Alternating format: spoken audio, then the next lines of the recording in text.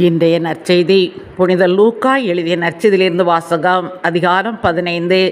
இறை வார்த்தைகள் 1 முதல் 3 மற்றும் 11 முதல் 32 முடிய. வரி தண்டுவோர் பாவிகள் யாவரும் இயேசு சொல்வதை கேட்க அவரிடம் நெருங்கி வந்தனர். பரிசேயரும் மறைநூல் அறிஞரும் இவர் பாவிகளை வரவேற்று அவர்களோடு உணவருந்துகிறாரே என்று முணுமுணுத்தனர்.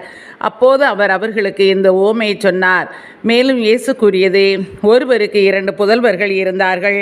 அவர்களுள் இளையவர் தந்தையை நோக்கி, அப்பா, சொத்தில் எனக்கு உரிய பங்கை தாரும் என்றார்.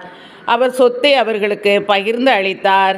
சில நாட்களுக்குள் இளைய மகன் எல்லாவற்றையும் திரட்டி கொண்டு தொலைநாட்டிற்கு நெடும்பயணம் மேற்கொண்டார்.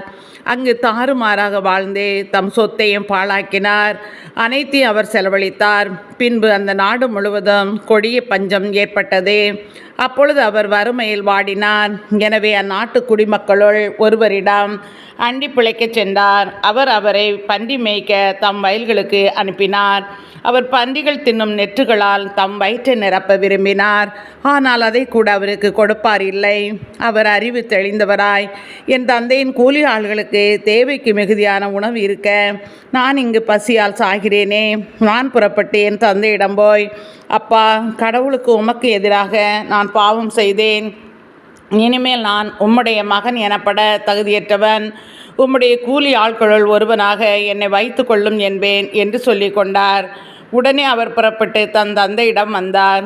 தொலையில் வந்து கொண்டிருந்த போதே அந்த தந்தை அவரை கண்டு பரிவு கொண்டு ஓடிப்போய் அவரை கட்டி தழுவி முத்தமிட்டார். மகனோ அவரிடம், அப்பா, கடவுளுக்கு உமக்கு எதிராக நான் பாவம் செய்தேன்.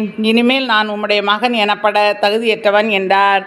தந்தை தம் பணியாளரை நோக்கி, முதல் தரமான ஆடையை கொண்டு வந்து இவனுக்கு உடுத்துங்கள். இவனுடைய கைக்கு மோதிரமும் காலுக்கு மிதியடியும் அணிவியுங்கள். கொழுத்த கன்றை கொண்டு வந்து அடியுங்கள். நாம் மகிழ்ந்து விருந்து கொண்டாடுவோம்.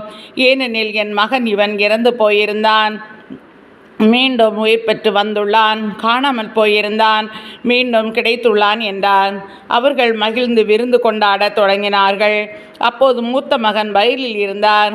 அவர் திரும்பி வீட்டை நெருங்கி வந்து கொண்டிருந்த போது ஆடல் பாடல்களை கேட்டு ஊழியர்கள் ஒருவரை வரவழைத்து, இதெல்லாம் என்ன என்று வினவினார். அதற்கு ஊழியர் அவரிடம், உம் தம்பி வந்திருக்கிறார். அவர் தம்மிடம் நலமாக திரும்பி வந்திருப்பதால் உம் தந்தை கொழுத்த கன்றை அடித்திருக்கிறார் என்றார். அவர் சினமுற்று உள்ளே போக விருப்பம் இல்லாதிருந்தார். உடனே அவருடைய தந்தை வெளியே வந்து அவரை உள்ளே வருமாறு கெஞ்சி கேட்டார். அதற்கு அவர் தந்தையிடம், பாரும், இத்தனை ஆண்டுகளாக நான் அடிமை போன்று உமக்கு வேலை செய்து வருகிறேன். உம் கட்டளைகளை ஒருபோதும் மீறியதில்லை. ஆயினும் என் நண்பரோடு நான் மகிழ்ந்து கொண்டாட ஒரு ஆட்டுக்குட்டியை கூட என்றுமே நீர் தந்ததில்லை. ஆனால் விலை மகளிரோடு சேர்ந்து உம் சொத்துக்களை எல்லாம் அழித்துவிட்ட இந்த உம் மகன் திரும்பி வந்தவுடனே இவனுக்காக கொழுத்த கன்றை அடித்திருக்கிறீரே என்றார். அதற்கு தந்தை, மகனே, நீ எப்போதும் என்னுடன் இருக்கிறாய். என்னுடையதெல்லாம் உன்னுடையதே. இப்போது நாம் மகிழ்ந்து கொண்டாடி இன்புற வேண்டும். ஏனெனில் உன் தம்பி இவன் இறந்து போயிருந்தான், மீண்டும் உயிர் பெற்றுள்ளான். காணாமல் போயிருந்தான், மீண்டும் கிடைத்துள்ளான் என்றார். இது கிறிஸ்துவின் நற்செய்தி.